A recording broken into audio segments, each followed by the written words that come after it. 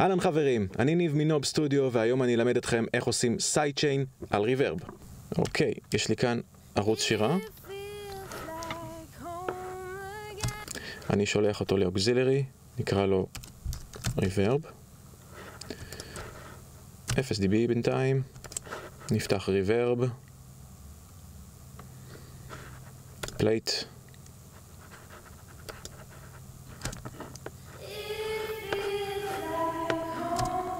עכשיו מה שאני רוצה לעשות, אני רוצה שבעצם הריברב כל פעם יונחת כשיש שירה ויחזור בחזרה כשהשירה מפסיקה.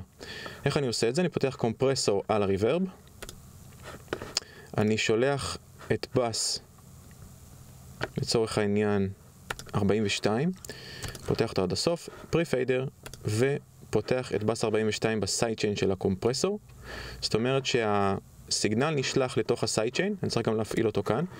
הסיגנל של השירה נשלח לתוך הקומפרסור, לתוך הסיידצ'יין, מנחית אותו כל פעם שיש שירה, וכשהשירה מפסיקה, הקומפרסור נפתח.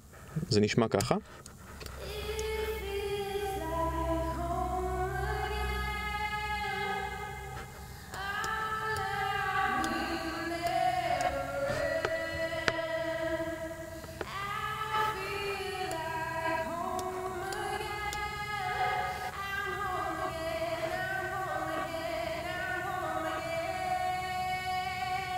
ובתוך המיקס